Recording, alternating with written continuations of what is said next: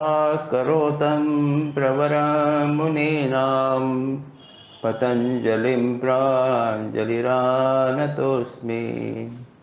हम पतंजलि योग सूत्र के तृतीय अध्याय का पाठ कर रहे हैं। इस अध्याय का टाइटल है विभूतिपाद। और विभूति यानी क्या? सिद्धियाँ।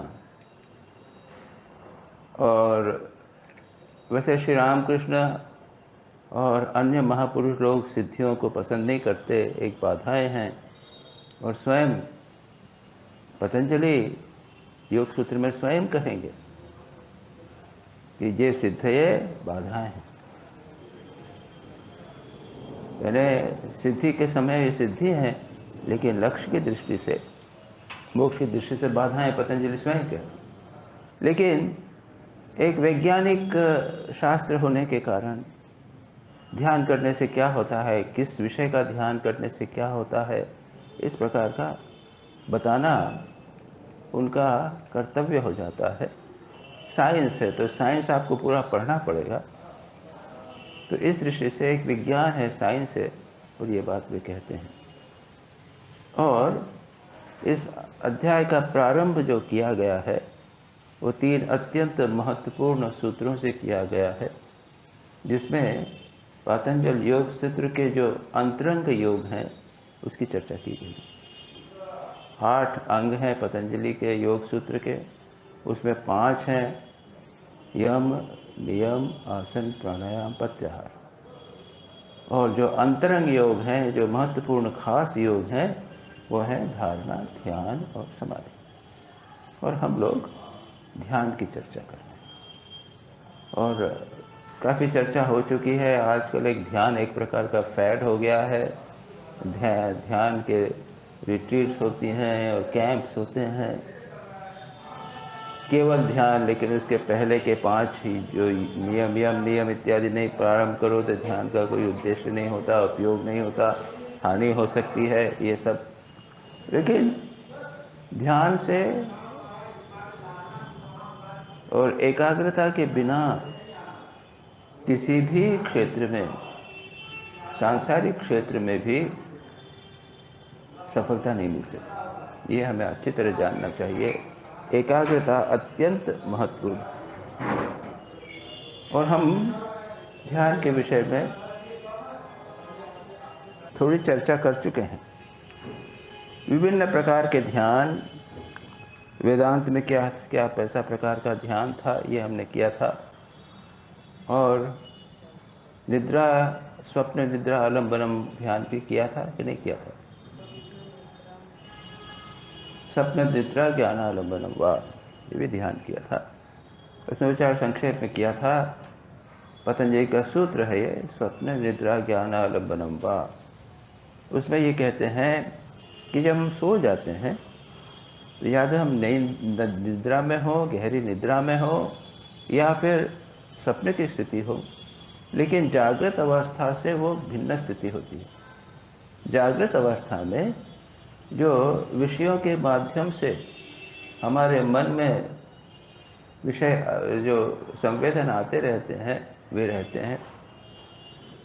जागृत अवस्था में हमारा चेतन मन काम करता है, लेकिन स्वप्नावस्था में, स्वप्नावस्था में चेतन मन काम नहीं करता। और ऐसे में हमारा जो मन है वो स्वच्छंद हो जाता है, कोई बाधा नहीं होती है, वो इधर उधर जाने लगता है। और कई प्रकार से कभी कभी ऐसे विचित्र स्वप्न आते हैं कि हम आश्चर्यचकित हो जाते हैं। इसलिए पतंजलि कहते हैं कि कभी कभी अगर कोई अच्छे स्वप्न आवे तो उनका आलम्बन लेकर ध्यान किया जा सकता। और मैंने कुछ दृष्टांत दिए थे। श्री रामकृष्ण भी इस बारे में कहते हैं। किसी ने जब इस प्रकार का एक स्वप्न देखा, दर्शन वगैरह का, श्री रामकृष्ण को रोमांच हो जाता। वो कहते थे बहुत अच्छा है, बहुत अच्छा, उसी को ध्यान करो। और फिर कभी कभी ऐसा दर्शन होवे कि हम पहाड़ के ऊपर जा रहे हैं और वहाँ पर हमको बड़ा अच्छा लग रहा है, ध्यान हो रहा है, आनंद हो रहा है, उस आनंद को बनाए रखने का प्रयत्न करना। इस प्रकार से ध्यान आलम्बन। और निद्रा में है क्या है? निद्रा वो समाधि है। समाधि और निद्रा में क्या है? यहाँ पर केवल अज्ञान है, बाकी सब समाधि है। तो उस प्रकार क्या निद्रा का अवलंबन करके कुछ लोग ध्यान कर सकते हैं। उसके बाद में निद्रा में क्या है? मन को शून्यवत बना रखना। निद्रा में मन में कुछ नहीं रहता, मन को शून्य बनाने का प्रयत्न करो। और अभी हम देखेंगे बौद्ध धर्म में भी कुछ बड़े रोचक ध्यान की पद्धतियाँ हैं। इसी प्रकार से कुछ पद्धतियाँ हैं। उदाहरण के लिए मैंने पिछली बार कहा था कि बौद्ध धर्म में विस्तार से ध्यान कहा गया है। किताबें हैं अलग अलग, एक एक किताब ध्यान पर ही, और कुछ तो मैंने देखी थी, कुछ नोट्स मैंने बनाए हैं। उसमें मैं थोड़ी सी बात यहाँ पर कहेंगे। पहला है धारणा। धारणा की चर्चा हम कर चुके हैं। हिंदू धर्म में जो धारणा है, पतंजलि ने जो कहा है, धारणा है देशबंध चित्तस्य धारणा, एक स्थान पे मन को बांध के रखना, ये धारणा है। यहाँ पर धारणा दूसरी प्रकार से कहते हैं।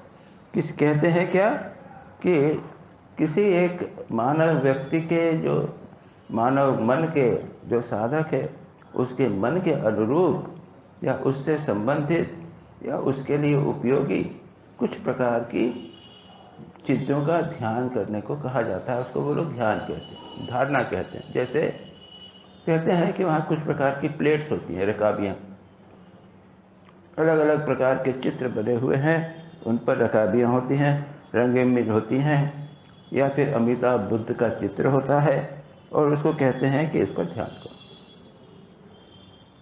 या फिर गुरु उस शिष्य के प्रकृति के अनुरूप कुछ चिंतन, कुछ विषय चुनते हैं जिस पर ध्यान करने की बात। अगर कोई व्यक्ति अत्यंत कामुक होवे, देहात्म बहुत प्रबल होवे, देह का भोग करने की इच्छा तीव्र होवे, तो उसको क्या कहते हैं? एक कंकाल पर ध्यान करो, स्केलेटन। अरे भाई, हम जो शरीर को सोच रहे हैं, ये शरीर क्या है? इसके अंदर है कंकाल, स्केलेटन है, उसके ऊपर कुछ जमा दिया है और एक चमड़ी लगा दी है, उसको हटाओ, अंदर क्या होगा? केवल कंकाल। तो उसको कहते हैं कंकाल का ध्यान। जैसा मैंने कहा, प्लेट होती हैं, उसमें क्या है कि विभिन्न चित्र और या चक्र बने रहते हैं, और वो भी उसकी प्रकृति के अनुसार उसको बनाए जाते हैं, विशेष व्यक्ति के मन के अनुसार। तो एक हुआ ये, जिसे वे लोग कहते हैं धारणा। दूसरा एक पद्धति है जिसको कहते हैं क्वान। बड़ी रोचक पद्धति है। अभी जो मैंने कहा ना, ये अभी मैंने कहा था कि निद्रा के में जब है कुछ भी नहीं रहता तो शून्यवत बनाए रखने की बात, कुछ इसी प्रकार का ये बौद्ध धर्म में गौण है। जो गुरु वो शिष्य को एक स्टेटमेंट दे देते हैं, एक वाक्य दे देते हैं कि इस पर ध्यान करो। एक हाथ की ताली, एक हाथ की ताली, दो हाथ से ताली बजाते हैं, एक हाथ की ताली।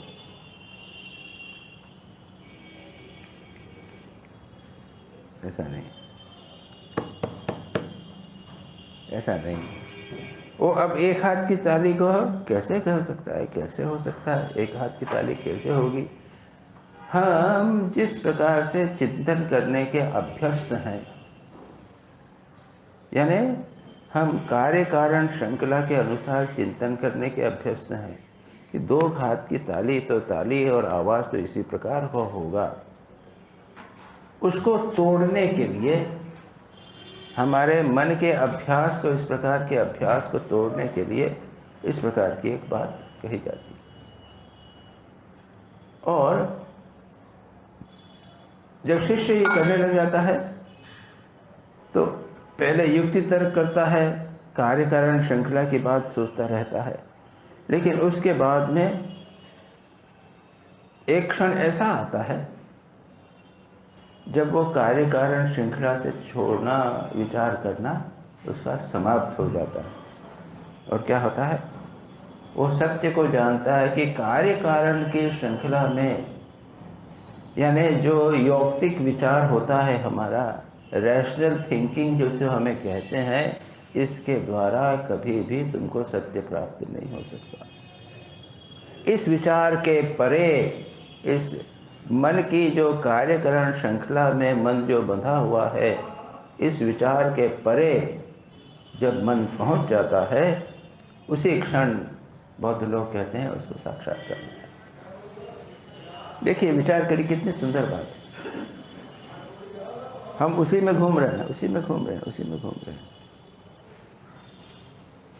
अच्छा, हम लोग तो इष्ट का ध्यान करते हैं, लेकिन इसमें भी तो कहते हैं ना, ब्रह्मानंद जी को पढ़िए, आप स्वामी विवेकानंद को भी पढ़िए, श्री रामकृष्ण को भी, ठीक है, किए जाओ, अच्छा है, अच्छा है, अच्छा है, अच्छा है, ठीक है, और आगे चलो, और आगे चलो, और आगे चलो। तो एक इष्ट का चिंतन हो गया, उसको गहरा करने लगे, गहरा करते करते करते क्या होता है, फिर इष्ट का चिंतन चला जाता है, क्या रहता है कह नहीं सकते। मन अपनी सीमाओं को पार कर जाता है। मन की ये कार्य कारण श्रृंखला, ये नाम रूप के भीतर घूमने की जो मन की प्रक्रिया है, मन की बाधा है, मन का जो बंधन है, उसको मन पार कर लेता है। तो एक प्रकार से ये ध्यान भी जो है, इसमें भी इस प्रकार की बात होती है। तो ये एक कोआन इसको बोलते हैं। एक है शेज़ेन। शेज़ेन पद्धति क्या है? वो कहते हैं बहुत कि हम जो कुछ काम करते हैं पूरे मन से नहीं करते। जैसे हम खाना खाते हैं, अच्छा खाना होवे, हमारा रुचिकर खाना होवे, तो भी खा रहे हैं, इधर उधर देख भी रहे हैं, सोच भी रहे हैं, अच्छा है, वो लाया कि नहीं। हमारा मन खाने में भी है, 60% खाने में है, बाकी 40% जो है वो इधर उधर बाकी विचारों में बना। तो वो कहते हैं कि चलना, बोलना, उठना, खाना, ये सारे कार्य जो हैं वो हम पूरे मन से नहीं करते। फिर एक और चल रहा है, मन एक और चल रहा है। तो इसको ये कहते हैं पूर्ण एकाग्र करने के लिए माइंडफुलनेस, उसको बोलते हैं जस्ट सिटिंग। केवल बैठिए, शरीर से भी नहीं बैठिए, मन से भी बैठिए, और मन भी जो है वो बैठने में लगा रहे। मन जो है वो बैठने का ही चिंतन करे और किसी चीज का चिंतन नहीं करे। और विशेषज्ञों का तो ये दावा है कि अगर इस प्रकार से कोई व्यक्ति करे तो ये कार्य इतना कठिन है कि आधे घंटे में बैठे रहने पे साधक को पसीना आ जाए। भाई ये तो जो लोग विशेषज्ञ हैं वो ही बता सकते हैं, वो ही समझा सकते हैं, वो ही हमसे करवा सकते हैं। जो हमें समझ में आया उसको मैंने आप लोगों के सामने बताया। तो ये बौद्ध धर्म की कुछ पद्धतियां हैं। और इसके बाद थोड़ा अगर संक्षेप में देखें, रिवाइज करें, हम लोग जो ध्यान करते हैं उसमें एक के क्या स्टेप्स आएंगी, उसको हम रिवाइज इसलिए कर लें कि हमें यह देखना है कि हम कहाँ अटके हुए हैं, कहाँ हमें जाना है। उदाहरण के लिए सबसे पहले धारणा। तो हम पहले सोचें कि हमारी धारणा भी हुई है कि नहीं, हम हृदय में ध्यान कर पाते हैं कि नहीं, या भ्रूमध्य में या सिर में ध्यान करता है कि नहीं, मन भाग ही रहा है। यानी पहली सीढ़ी ध्यान की हमीरे नहीं हो गई, 20 वर्ष बीत गए, ऐसा ना हो। उसके बाद रूप का ध्यान, इष्ट का रूप का ध्यान। उसके बाद गुण ध्यान। उसके बाद धीरे धीरे वो रूप चला जाएगा, चैतन्य सत्ता का ध्यान, दैट इज स्वरूप ध्यान कहिए, या उसमें जो कॉन्शियसनेस है वो अधिक जागृत हो जाएगी। उसके बाद में रूप चला ही गया, केवल चैतन्य सत्ता बनी रही है। उसके बाद साधक जो इष्ट है उसके साथ एक हो जाता है, अखंड चैतन्य बना। तो ये हुई हमारे जो सामान्यतः हम जो ध्यान करते हैं उस ध्यान की ये सीढ़ियाँ। हमें देखना है कि हम कहाँ पर हैं और उसके आगे बढ़ना। अगर ऐसा लगे कि हम तो पहले दूसरी सीढ़ी पर भी हैं तो निराश मत होइए, कोई बात नहीं, निराश नहीं होना है, उसको आगे करना है। ध्यान इतना आसान नहीं। बहुत रेयर, बिरले व्यक्ति होते हैं जो ध्यान में प्रतिष्ठित हो पाते हैं। उदाहरण के लिए स्वामी यतीश्वरानंद जी, उनको मद्रास में पोस्टिंग थी और काफ़ी काम करना पड़ता था। 10-12 घंटे उनको ऑफिस में काम करना पड़ता था, क्या क्या सब करना पड़ता था। ब्रह्मानंद जी गए, उन्होंने कहा ये क्या हो रहा है, क्या मैंने तो यहाँ तुम्हें क्लार्क बनाने के लिए किया है? नहीं, उठो। फिर उनको ऐसा एक रूटीन बनाया, मेडिटेशन। एक दिन पूछा, कहो कैसा मेडिटेशन हो रहा है? महाराज मेडिटेशन ठीक नहीं हुआ, मेरे पूर्व संस्कार बड़े खराब हैं, बैठता हूँ ध्यान नहीं हो पाता है, ऐसा ऐसा ऐसा। ब्रह्मानंद जी ने कहा ये क्या कह रहे हो? ऐसा नहीं, meditate at the dead of night, रात को, गहरी रात को ध्यान करो। और रामकृष्ण मिशन के कई वरिष्ठ सन्यासी हो गए हैं वो जो रात को ध्यान करते हैं। कुछ लोग रात को यानी सुबह के समय 3 बजे करीब उठकर 3-3:30 बजे से ध्यान। और यतीश्वरानंद जी, मुझे स्वामी अपर्णानंद जी यहाँ पे थे, सत्य महाराज, आप लोगों ने पता नहीं उन्हें दर्शन किए कि नहीं। वे मद्रास में यतीश्वरानंद जी के साथ थे। मद्रास में यतीश्वरानंद जी सत्य महंत थे और सत्य महाराज वहाँ पोस्टिंग थे। कोई कमरा पास में था। वो कहते थे कि 9 बजे के समय जब खाने का टाइम होता था, यतीश्वरानंद जी वहाँ जाते थे, एक कटोरी में थोड़ा सा ले लेते थे, कटोरी में थोड़ा सा ले लेते थे, खाना खा के 9 बजे वो सो जाते थे। और रात को 1:30 बजे टक, वो अपने सत्य महाराज खुद ही बता रहे हैं, मुंह से बता रहे हैं, टक अलार्म बजता था और टक बंद हो जाता। 1:30 बजे से 4 बजे तक मंगल आरती के समय तक ध्यान करते हैं। और मंगल आरती के बाद तो सभी लोग ध्यान करते हैं। तो ये सारा जीवन उन्होंने ये किया। ऐसे बाकी हम लोग तो ध्यान की बात ही कर सकते हैं उसके अनुसार। इससे मेडिटेशन और स्पिरिचुअल लाइफ अगर पढ़ें तो और भी कुछ कई ज़्यादा इम्पोर्टेंट बातें हमको मिल सकती हैं जो हमने अभी पिछले 2 क्लासेस के अंदर कुछ डिस्कस की।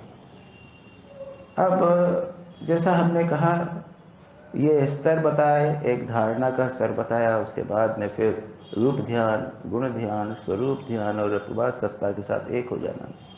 राम नाम संकीर्तन के माध्यम से भी ऐसा किया जा सकता है। राम नाम संकीर्तन में 108 राम के नाम के वर्णन से सारी रामलीला का वर्णन है। तो अगर हमारा मन बैठता नहीं है तो राम की लीला का चिंतन कीजिए, या अब खुद ही खुद गाइए, अपने कमरे में कैसेट लगा दीजिए, उसको सुनते रहिए। अगली स्टेप में क्या होगा, अगर इसमें बराबर बने रहे तो उसके बाद में राम के किसी एक रूप का ध्यान कीजिए, बालक राम, या फिर वनवासी राम, जो भी कहो, एक चित्र में रख लिया। उसके साथ में उनके गुणों का ध्यान, शौर्य, माधुर्य, करुण, वात्सल्य, जो कुछ है उसका गुणों का ध्यान किया। उसके बाद में साधक को ये लगेगा कि वो राम का चिंतन, राम की सत्ता का अनुभव सर्वत्र करने लग जाए। ये तो प्रेम पर निर्भर है, हमारा भगवान राम के प्रति कितना आकर्षण है।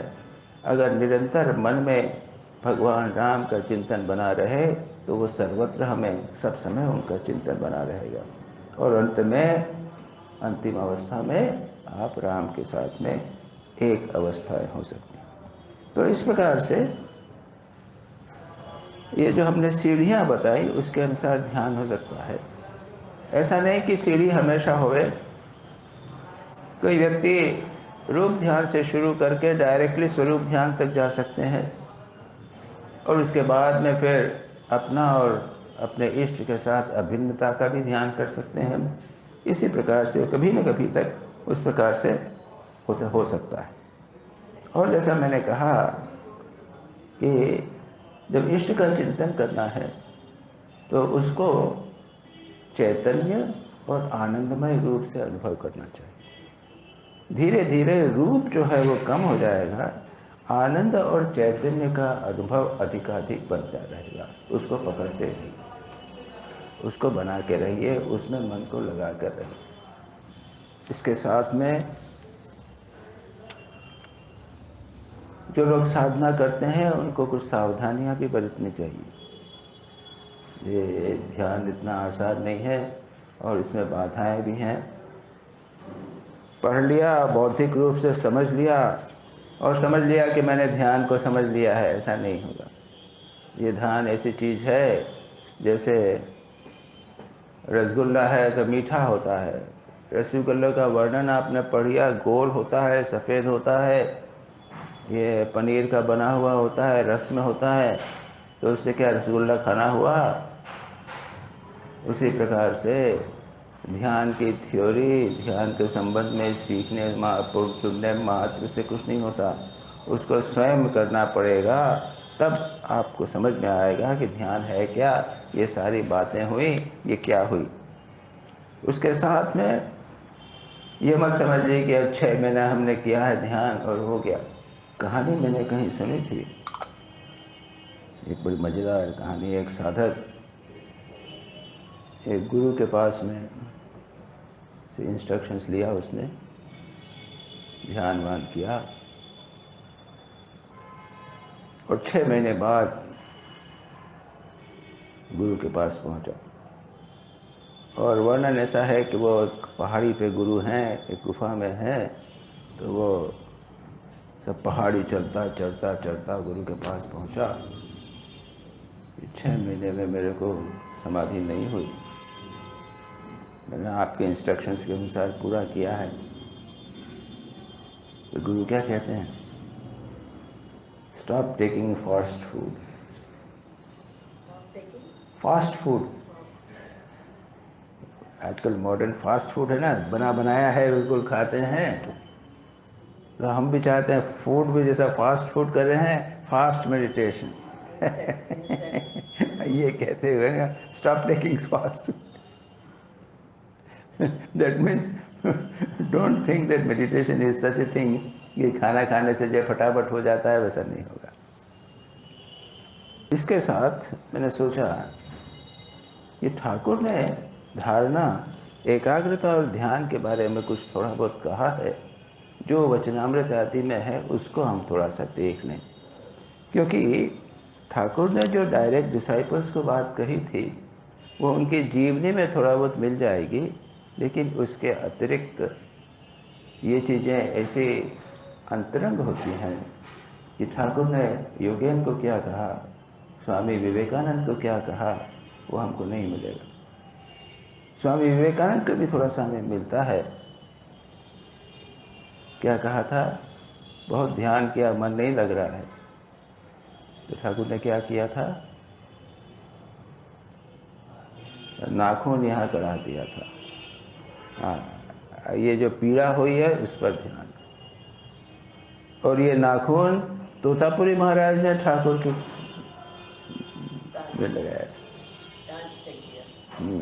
था। कांच का टुकड़ा लेके उसको वहाँ पर लगाया था। अभी देखिए, रूप ध्यान हो गया, गुण ध्यान हो गया, नाम का ध्यान हो गया, और ये संवेदन का ध्यान।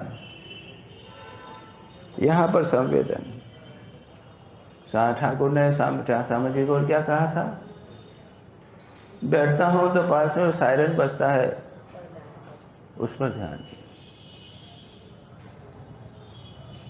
पैर में अगर कोई जोर से पीड़ा है, उस पर ध्यान करो। इस प्रकार के ध्यान के कई प्रकार हो सकते हैं, और गुरु निर्देश देते हैं उसको करना चाहिए। तो ये तो प्रकार हुए, लेकिन हमारी तरफ से जो करना है, दीर्घ काल नैरंतर्य सत्कारा सेवितो दृढ़ भूमि। अभ्यास है, दीर्घ काल तक करना है, निरंतर यानी बिना ब्रेक के करना है, और लगन के साथ, पूरे निष्ठा के साथ करना। पुराने रामकृष्ण मिशन के सन्यासियों के बारे में हम सुनते हैं, जब बूढ़े हो जाते थे, बैठ नहीं पा रहे हैं, तो ध्यान का समय हुआ तो बैठ जाते हैं, और नहीं तो सेवक से बैठते हैं, अरे उठा उठा, मेरे को ध्यान का टाइम हो गया। तो ऐसी निष्ठा दीर्घ काल तक निरंतर बनी रहनी चाहिए, तभी हम सफल होंगे। ठाकुर क्या कहते थे? ध्यान करो मने बने कोने। बड़ी सुंदर बात है। बने जंगल में, एकांत में। इस संदर्भ में अभी 2 दिन पहले ही मेरे पास एक प्रश्न आया। वो संडे के दिन हमारी एक जूम मीटिंग होती है, कुछ 25-30 लोग मिलते हैं, क्वेश्चन पूछते हैं। तो वो बाहर से भी होते हैं, फॉरेन वाले भी होते हैं। तो एक प्रश्न आया, कहा है कि आप एकांत में ध्यान करना चाहिए। एकांत तो है ही नहीं, कहाँ ध्यान करें? जंगल में ध्यान करें। जंगल कहाँ है?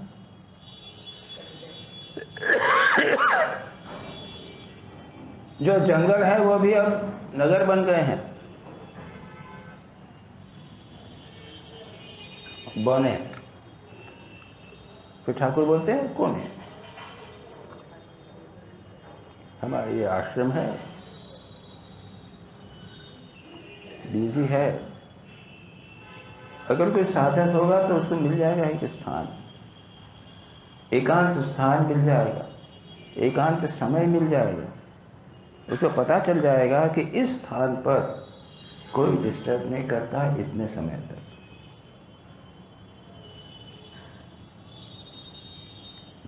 हमने करके देखे, हम अलग अलग स्थानों पर रहे हैं, हम जानते हैं कि कहीं ना कहीं आपको कुछ न कुछ स्थान मिल जाते हैं। मने, और फिर तीसरी बात कही है मने। हमने उसको थोड़ा सा जल लिया, मन बन कोना। पहले बन की बात कही, उसके बाद कोने की बात कही, और अब मन की बात कही। मन में ध्यान करना, अगर एक अभ्यास हो जाए मन में, तो फिर और कहीं की दिक्कत नहीं। और एक बात और है जो आपको कहीं शास्त्र में नहीं मिलेगी। हम लोगों के मॉडर्न ज़माने की बात है, वो है कि बाहर जो साउंड्स हो रहे हैं ना, तो क्या करें? ईयर प्लग लगा लें। जानते हैं ईयर प्लग आजकल तो है। आप प्लेन में जाते हैं तो ईयर प्लग लगाते हैं, ट्रेन में जाते हैं ईयर प्लग लगा लेते हैं, अलग अलग प्रकार के ईयर प्लग होते हैं। तो उसमें से 60-80% आवाज़ जो है वो बंद हो जाएगी। कुछ लोग लाटू महाराज कमरा में है, तो लाटू महाराज कमरा है बहुत अच्छा, कई लोग ध्यान करते हैं, लेकिन बाहर तो पू पू पू होता ही रहता है। अब कहीं भी जाएंगे, वो तो ये वाराणसी जो सेवा इतना इम्पोर्टेंट आश्रम है, इस आश्रम में कितने महापुरुष आकर रहे हैं, ध्यान जब होता रहता था, तो इसका तो वातावरण है।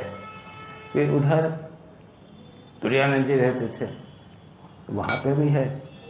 ऐसे में अगर अब आवाज़ होने लग गया है तो भी काशी, और काशी में ऐसे स्थान हैं, वहाँ पर कुछ ऐसा स्थान ऐसा होना तो चाहिए कि जिसमें हम काम से बैठ सकें।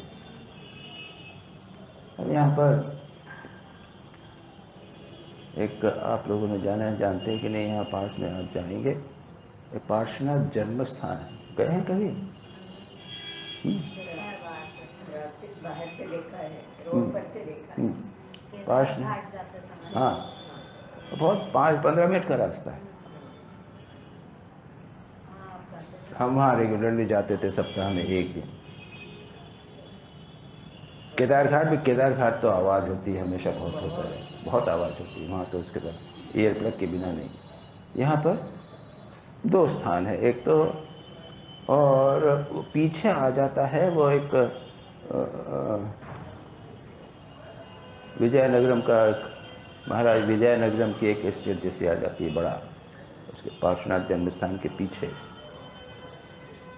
जो मंदिर है ना, उसके पीछे दीवार है, और उधर एक बहुत बड़ा कैंपस है, महाराज विजयनगरम का एक पैलेस जैसा है। वहाँ पे लोग ज़्यादा नहीं रहते, आवाज़ नहीं होती, पीछे आवाज़ नहीं आती, केवल सामने, और सामने भी जो है वो बहुत दूर पड़ता है, अंदर जाइए, काफ़ी लंबा रास्ता है उसके बाद। इसलिए उसमें जैन मंदिर जो प्रॉपर है, उसमें भी 2 मंदिर हैं, दिगंबर मंदिर है, श्वेतांबर मंदिर है। दिगंबर मंदिर जो है उसमें बड़ी बड़ी दीवारें हैं, मोटी दीवारें, वहाँ आवाज़ कम आता है। हाँ, दिगंबर। श्वेतांबर मंदिर उसके पास इस तरफ है एक एक दादावाड़ी कहते हैं, वो एक अकबर के समय एक आचार्य हुए, तीर्थंकर नहीं, आचार्य हुए। तो उन आचार्य की स्मृति में कुछ स्थानों पर इसे श्राइन बनाई जाती है, छोटी सी श्राइन है, अच्छा है, शांत। अब तो मैं जानता नहीं, कई वर्षों से वहाँ गया नहीं, लेकिन वहाँ आप जाके बैठिए, कोई डिस्टर्बेंस नहीं करता। हम तो जाके बैठते थे, कोई राज नहीं। तो इस प्रकार से अगर आपको ध्यान की रुचि हुए तो इतने बिजी स्थानों में भी, इतने व्यस्त और संकीर्ण स्थानों में भी आपको एक कोना मिल जाएगा। और नहीं तो अब तो खैर उम्र हो गई, अब कठिन है, जवान उम्र में रात को ध्यान करने का अभ्यास करना है। यहाँ पर भी आप अगर सुबह 3 बजे उठते हैं, एकदम शांत। नहीं महाराज, वो पीछे गाय बहुत जोर जोर से भाई करते रहते हैं। नहीं हमारे पीछे रात को नहीं करती है, 1:30 बजे ऐसे उठ जाओ तो एकदम शांत होता है, बिल्कुल शांत होता है महाराज, कोई आवाज़ नहीं। 1:30-2 बजे उठो ना, एकदम शांत होता है, बहुत अच्छा लगता है। 4 बजे से फिर शुरू हो जाता है। इसीलिए वही ब्रह्मानंद जी ने, श्री यतीश्वरानंद जी कहा था, meditate at the dead of night, और यतीश्वरानंद जी 1:30 बजे से स्टार्ट करते थे। इस उम्र में बड़ी कठिनाई होती है, लेकिन जो साधन, सो जाओ तो नींद की 1:30-2 बजे खुल जाती है। तो ये हमने देखा, ठाकुर ने बोला जो है, मने बने कोने। फिर कुछ दृष्टांत हैं जिनका वर्णन आपको अवधूत गीता में, श्रीमद् भागवत में ही मिलता है। अब अवधूत के गुरु, तो उसमें 2-3 ये एकाग्रता से संबंधित हैं, और ये एकाग्रता है मन की रुचि के ऊपर निर्भर करती है।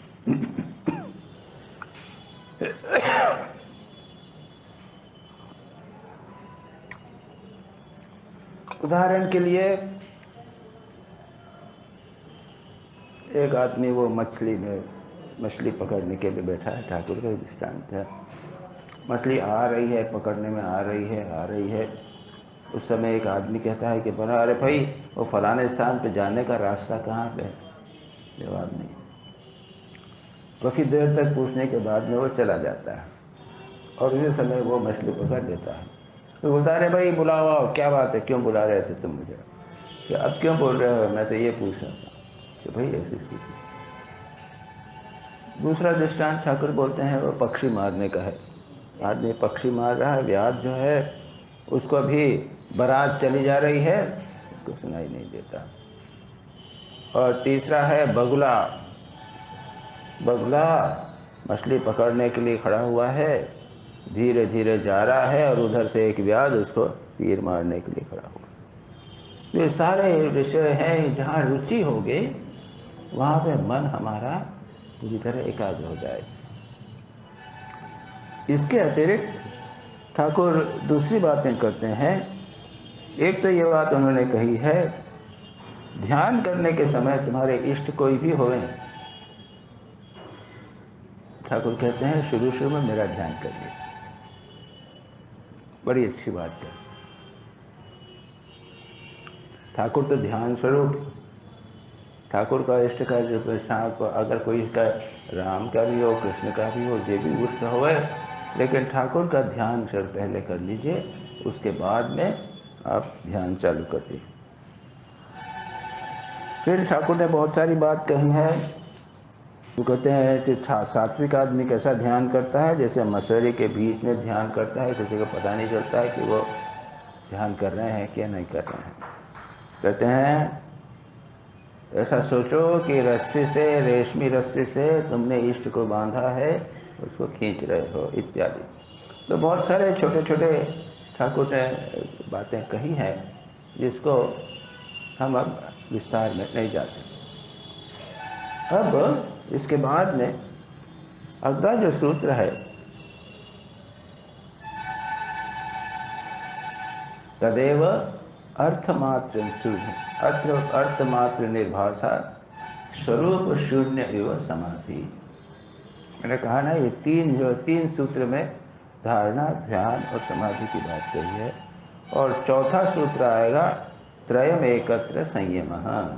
धारणा, ध्यान, समाधि को जब एक साथ किया जाता है तो उसको एक नाम दिया जाता है संयम। क्यों एक साथ किया कहा गया है? यम, नियम, आसन, प्राणायाम, प्रत्याहार, ये 5 अंग जो हैं वो अलग चलेंगे। कोई यम का पालन कर सकता है, नियम न भी पालन करे। कोई प्राणायाम करे लेकिन नियम नहीं करे।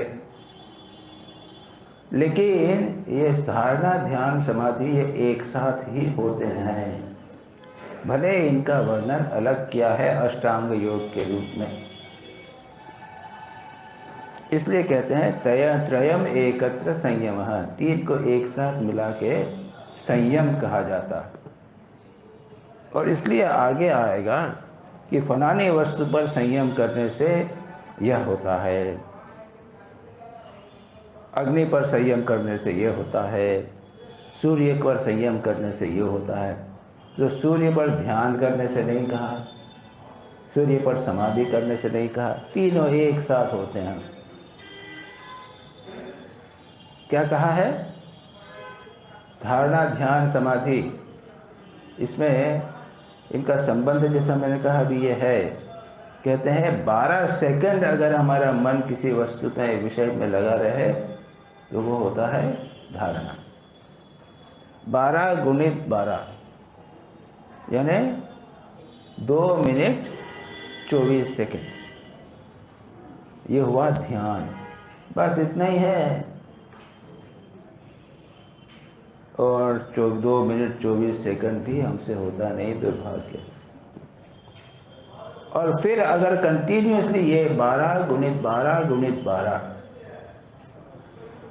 यानी कितना हुआ? करीब करीब 24 मिनट। 2 मिनट 24 मिनट 24 और कुछ और होगा। इतना अगर होता है तो यह हो गई समाधि। आधा घंटा बैठे समाधि हो गई।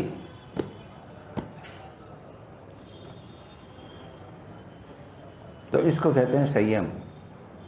तो अगर कोई व्यक्ति किसी एक विषय विशेष पर लगभग आधे घंटे तक पूरा एकाग्र होकर ध्यान करता है तो उसको, यानी एकाग्र कर धारणा, ध्यान, समाधि करता है तो उसको फलाने सिद्धि प्राप्त होगी। तो ये 4 सूत्र तो पहले हो गए। धारणा का वर्णन हो गया, ध्यान का वर्णन हो गया, समाधि का वर्णन हो गया। अब हम थोड़ा सा समाधि को देखें। ये प्योरली थ्योरेटिकल है,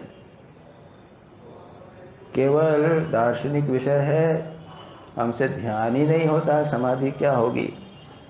लेकिन कुछ एक बहुत सुंदर, बहुत रुचिकर, बहुत रैशनल कुछ बातें, बौद्धिक बातें उससे हमें समझ में आती। क्या कहा है? पतंजलि योग सूत्र के द्वितीय सूत्र में कहा गया है, प्रथम अध्याय के द्वितीय सूत्र में योग की परिभाषा दी गई है व्यासदेव ने, पतंजलि ने। योग चित्त वृत्ति निरोध, चित्त की वृत्तियों का निरोध, इसको योग कहते हैं। हमारी चित्त इधर उधर बिखरा हुआ है, उसको रोकना, कंट्रोल करना, ये निरोध है। इसकी व्याख्या करते हुए व्यासदेव क्या कहते हैं?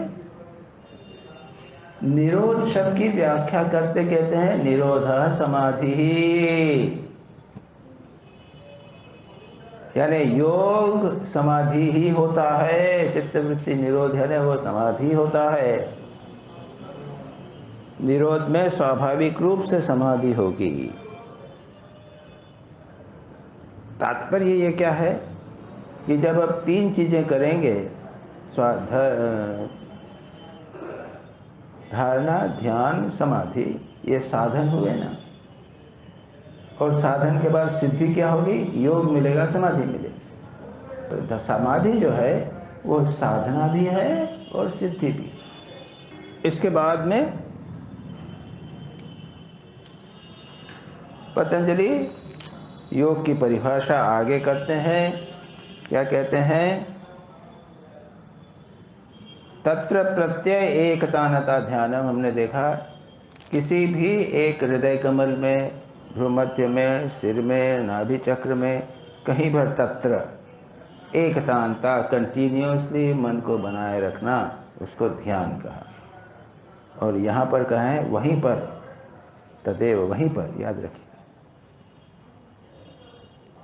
हृदय कमल में, भ्रूमध्य में, नाभि में, कहीं पर भी जो तुमने एक विषय, एक स्थान निर्धारित किया है, वहाँ पर तदेव, वहीं पर, प्रदेव तदेव अर्थमात्र निर्भासम स्वरूप शून्यमिव समाधि। ये है, ये तीसरा सूत्र जो हमने लिया आज, उसका अर्थ क्या है? तदेव, वहीं पर। केवल अर्थ बना रहे, मतलब क्या? जो हम शब्द बोलते हैं, गाय, गाय शब्द लिया, गाय है, शब्द है, शब्द है। उसके बाद उसमें है अर्थ है। गाय यानी क्या है? एक जानवर, ऐसा ऐसा जानवर। और उसका ज्ञान, शब्द, अर्थ और ज्ञान, ये तीनों जो हैं ये हमेशा मिले रहते हैं। हम जब गाय बोलते हैं तो इन तीनों को अलग करके बोलते हैं क्या? ये तीनों मिले रहते हैं, शब्द, अर्थ और ज्ञान, ये पूरी से मिले रहते हैं। अब यहाँ कहा, क्या कहा है? तदेव अर्थमात्र निर्भासम। किसी भी एक विषय, प्रत्यय, गाय, गाय का आप ध्यान करेंगे तो वहाँ पर शब्द चला गया, केवल अर्थ रहा, अर्थ मात्र निर्भासम।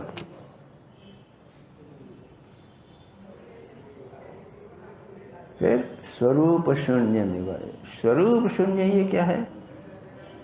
एक चौथी चीज भी है।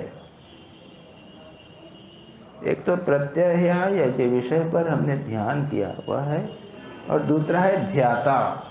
मैं ध्यान कर रहा हूँ, किसका ध्यान कर रहा हूँ? गाय का कर रहा हूँ। और गाय में क्या चीज़ें हैं? शब्द, अर्थ, ज्ञान। तो जब मैं ध्यान करता हूँ तो शब्द, अर्थ, ज्ञान और मैं, ये चारों चीज़ें बनी रहती। समाधि में क्या होता है? पतंजलि कहते हैं कि वहाँ पे केवल अर्थ बना रहेगा और जो ध्यान करने वाला है उसकी भी अनुभूति नहीं बनी रहेगी। मैं ध्यान कर रहा हूँ ये भाव भी नहीं रहेगा। स्वरूप शून्यमेव समाधि। अब ये भाई बड़ा मुश्किल, मैं भी नहीं रहूं, कौन ध्यान कर रहा है यह भी नहीं रहेगा, केवल अर्थ रहेगा, गाय भी नहीं रहेगी। इसको कहा गया समाधि। और ये समाधि जैसा अभी हमने कहा वो कूर्म पुराण के अनुसार वो होगी 28 मिनट 48 सेकंड, जो अभी हमने कैलकुलेट किया रहा 12 गुणित 12 गुणित 12। इतने लंबे समय तक कंटिन्यूसली अगर ध्यान होगा तब केवल अर्थ बना रहेगा और जो ध्यान करने वाला है वह भी बना नहीं रहेगा। यह है प्योरली थियोरेटिकल, जहाँ इसमें हमने देखा उसके अनुसार। अब जो विषय हैं जिनका ध्यान करने से कितने प्रकार की समाधि होती है, इसका भी पतंजलि ने वर्णन किया है, जो हमने स्किप ऑफ कर दिया था शुरू में, प्रथम चैप्टर में था। 4 प्रकार की समाधि की बात कही थी। वितर्क, विचार, आनंद, अस्मितानुगमात, संप्रज्ञात। उसके बाद ये संप्रज्ञात समाधि 4 प्रकार की। तदेव अर्थमात्र निर्भासम स्वरूप शून्यमिव अन्यः, यानी एक और समाधि है असंप्रज्ञात। इनकी चर्चा अगली बार करें।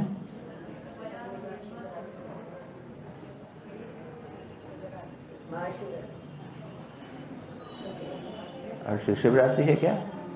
चलो फिर उसके बाद अगली बार के बाद अगली बार। ओम शांति शांति शांति।